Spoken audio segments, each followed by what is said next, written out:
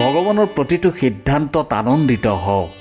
তেওঁ আপোনাক যি দিয়ে তাকেই গ্ৰহণ কৰক, কাৰণ ভগৱানে আপোনাক সেই সকলো নিদিয়ে যি আপুনি বিচাৰে।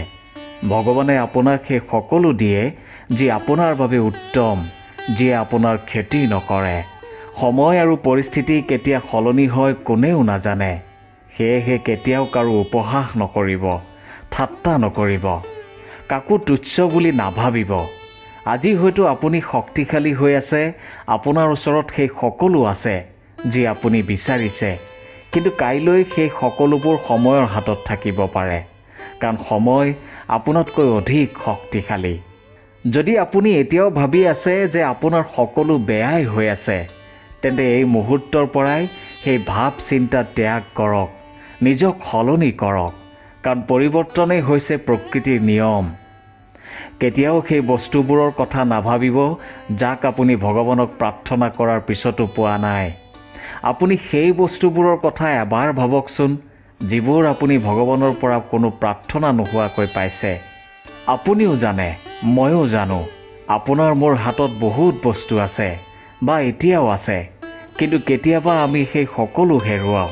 কিন্তু মনত ৰাখিব, ভগৱানৰ ওচৰত যদি আপুনি কিবা ৰাখিব পাৰিছে তেন্তে সেয়া কেতিয়াও নেহেৰায়। আপোনাৰ আত্মাই সকলো জানে যে শুদ্ধ কোনটো, ভুল কোনটো, কিন্তু মানুহে নিজৰ মনটোক বুজোতেই ভুল কৰে। আমি সকলোৱে কওঁ যে আমাৰ সন্মুখত সমস্যাই সমস্যা, কিন্তু কেতিয়াবা ভাবি চাইছেনে যে এই সমস্যাবোৰৰ কেনেকৈ সন্মুখীন হ'ব পাৰি? শুনক, সমস্যাৰ 3 প্ৰকাৰে সন্মুখীন হ'ব পাৰি। প্ৰথম, সমস্যাটো গ্ৰহণ কৰক, স্বীকাৰ কৰক। দ্বিতীয়তে, যদি স্বীকাৰ কৰিব নোৱাৰে তেন্তে সলনি কৰিবলৈ চেষ্টা কৰক। আৰু তৃতীয়তে, যদি সলনি কৰিব নোৱাৰে তেন্তে নিয়তিৰ ওপৰত এৰি দিয়ক। যুঁজাৰ শক্তি সকলোৰে থাকে, কিন্তু পাৰ্থক্য এয়াই যে কোনোবাই হাৰি ভাল পায় আৰু কোনোবাই জিকি ভাল পায়। কোনোবাই যদি আপোনাৰ ভাল কামতো সন্দেহ কৰিছে তেন্তে সেইটোকে লৈ চিন্তা কৰি নাথাকিব, কাৰণ সন্দেহ সদায় সোণৰ শুদ্ধতাৰ ওপৰতহে কৰা হয়, কয়লাৰ ৰঙৰ ওপৰত নহয়। আমি সকলোৱে জানো যে সময়ে কাৰো বাবে অপেক্ষা নকৰে। তেন্তে আপুনি সঠিক সময় আহিব বুলি কিয় অপেক্ষা কৰে? পানী যেতিয়া লেতেৰা হয় তেতিয়া তাক লৰচৰ নকৰি শান্ত হ'বলৈ এৰি দিয়া হয়। ধৈৰ্যৰ লগে লগে লেতেৰাখিনি নিজে নিজেই তললৈ নামি যায়। ঠিক একেদৰে অশান্তি, সমস্যা যেতিয়া আহে তেতিয়া মন অশান্ত কৰি নহয়, শান্ত হৈ চিন্তা কৰিলে সমস্যাৰ সমাধান নিশ্চয় ওলায়। জীৱনত 3টা অতি গুৰুত্বপূৰ্ণ শব্দ আছে যাক বুজাৰ অতি প্ৰয়োজন। এই 3টা শব্দৰ এক নিজস্ব অৰ্থ আছে। প্ৰথমটো হ'ল ঐক্যবদ্ধতা, অৰ্থাৎ একেলগে কাম কৰিব লাগে, একেলগে পৰিশ্ৰম কৰিব লাগে আৰু আগবাঢ়ি যাব লাগে। এনেকৈ কৰিব পাৰিলে আপোনাৰ শক্তি বৃদ্ধি পাব, আপোনাৰ ক্ষমতা বৃদ্ধি পাব, আপুনি বহুদূৰ আগবাঢ়ি যাব পাৰিব। দ্বিতীয়টো হ'ল আত্মবিশ্বাস। আপোনাৰ যদি আত্মবিশ্বাস থাকে তেন্তে আপুনি কেতিয়াবা হাৰি যোৱা বস্তু আকৌ জিকিব পাৰিব। আপুনি কেতিয়াও পৰাজিত নহ'ব। আপোনাক আপোনাৰ লক্ষ্যত উপনীত হোৱাৰ পৰা কোনেও ৰখাব নোৱাৰিব। তৃতীয়টো হ'ল অহংকাৰ। জয়ী হোৱাৰ পিছতো কিন্তু এই অহংকাৰে আপোনাক পৰাজিত কৰিব পাৰে। সেয়েহে জীৱনত ঐক্যবদ্ধ হওক, আত্মবিশ্বাস ৰাখক, কিন্তু কেতিয়াও অহংকাৰ নকৰিব। এই অহংকাৰে আপোনাৰ সেই সকলো কাঢ়ি লৈ যাব পাৰে যি আপুনি অৰ্জন কৰিছিল বা উপাৰ্জন কৰিছিল। এই অহংকাৰৰ বাবে লংকাপতি ৰাৱণৰ বিনাশ হৈছিল। এই অহংকাৰৰ বাবে মথুৰাপতি কংসৰ বিনাশ হৈছিল। আৰু অনেক উদাহৰণ আছে। গতিকে এই অহংকাৰ ত্যাগ কৰক আৰু এবাৰ নিজেই বিচাৰ কৰক। আমি যেতিয়া কোনো গছৰ পুলি এটা ৰোপণ কৰিবলৈ যাওঁ তাৰ আগত আমি পৰীক্ষা কৰোঁ যে যি মাটিত আমি পুলিটো ৰুম সেই মাটিখিনি সাৰুৱা হয় নে নহয়। সেই মাটিখিনিয়ে পুলিটো ভালকৈ ডাঙৰ দীঘল হোৱাত সহায় কৰিবনে নাই। যদি আমি কোনো এক গছপুলিৰ ক্ষেত্ৰত এনে পৰীক্ষা কৰোঁ তেন্তে কাৰোবাক বিশ্বাস কৰাৰ আগত এই পৰীক্ষা কিয় নকৰোঁ? আমি এবাৰলৈও কিয় নাভাবোঁ? জীৱনত কেতিয়াও এই বিশ্বাসৰূপী গছ ৰোপণ কৰাৰ আগত বুজাৰ চেষ্টা কৰক যে যাৰ ওপৰত আপুনি এই বিশ্বাস ৰোপণ কৰিব বিচাৰিছে সেই ব্যক্তি আপোনাৰ বিশ্বাসৰ যোগ্য হয় নে নহয়। এবাৰ ভাবি চাওক যে ভৱিষ্যতে সেই ব্যক্তিয়ে আপোনাৰ বিশ্বাস ভাঙিব পাৰে নে নোৱাৰে। লগতে এইটোও ভাবি চাব যে যাক আপুনি বিশ্বাস কৰিব তেওঁক বিশ্বাস কৰিলে আপোনাৰ জীৱনৰ উদ্দেশ্য আগত ৰাখি আপুনি আগবাঢ়িব পাৰিব নে নোৱাৰিব। তাৰ বাবে আপোনাক লাগিব সঠিক সিদ্ধান্ত বা নিৰ্ণয়। আপুনি বুজিব লাগিব যে কোনটো উচিত কোনটো অনুচিত। কিন্তু তাত আপুনি সন্দেহবাদী হ'ব নোৱাৰিব।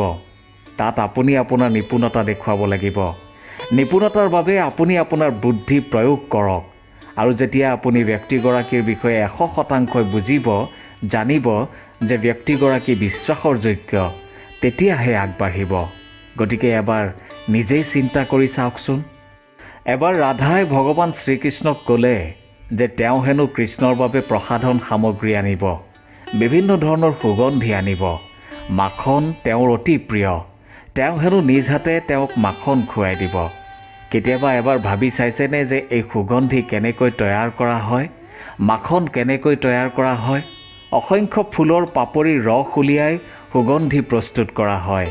সেই ৰস উলিয়াবলৈ অসংখ্য ফুলৰ পাপৰিয়ে যন্ত্ৰণা ভোগ কৰিবলগীয়া হয়। আৰু গাখীৰৰ পৰা মাখন প্ৰস্তুত কৰিবলৈ কিমানবাৰ যে সেই গাখীৰ মন্থন কৰা হয় সেয়া আপুনি নিশ্চয় জানে। ঠিক সেয়াই হৈছে আমাৰ জীৱন। বিপদো আহে, কঠিন পৰিস্থিতিও আহে। ইয়াৰ সন্মুখীন হ'বলৈ শিকক। মনত ৰাখিব আপুনি হৈছে সেই গাখীৰ। গতিকে মাখন হ'বলৈ অসংখ্যবাৰ মন্থন সহ্য কৰিব লাগিব।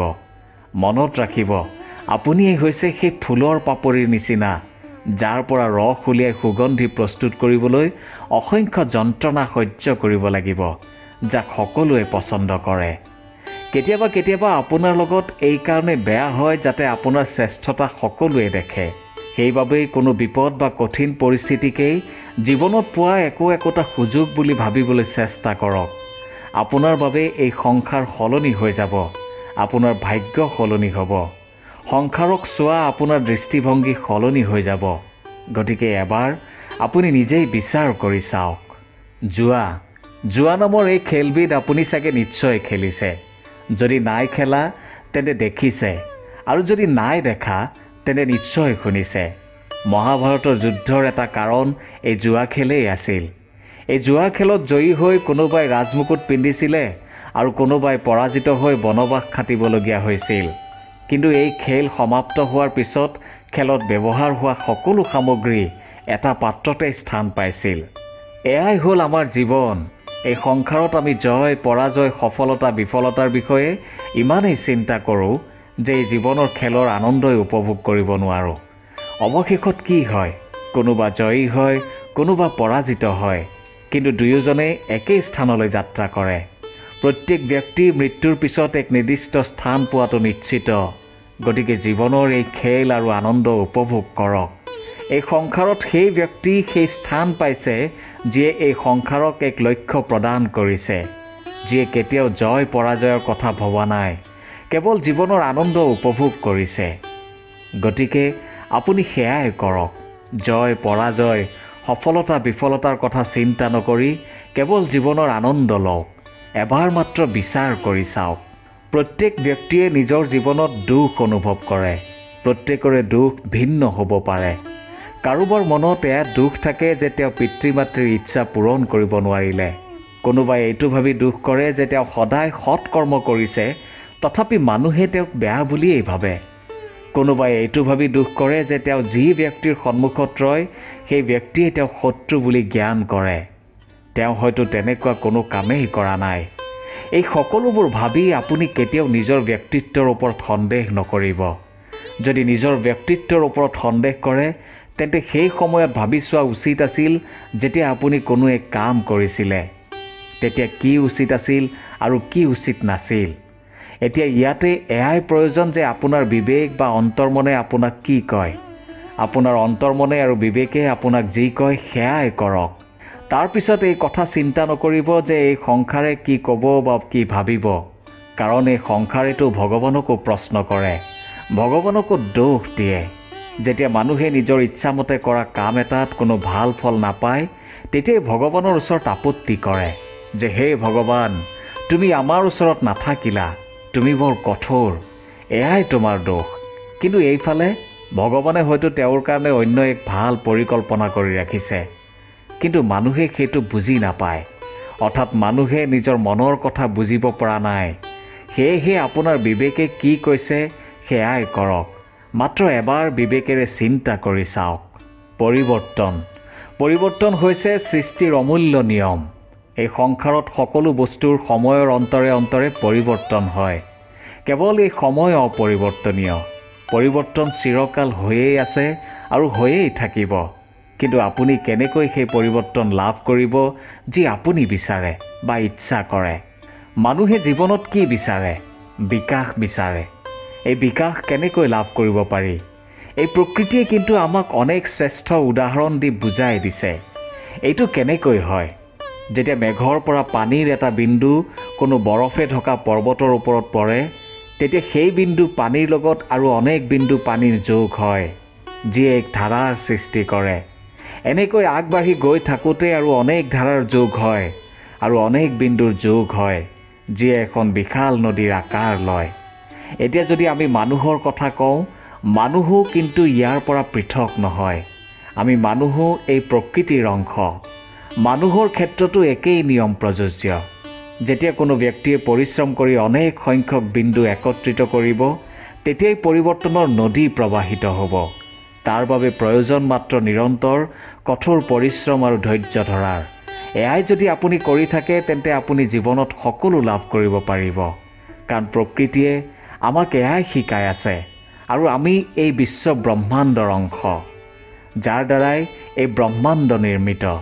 গতিকে কথাখিনি ভালকৈ বিচাৰ কৰি চাওক। ভালকৈ এবাৰ বিচাৰ কৰি চাওক। ধন্যবাদ।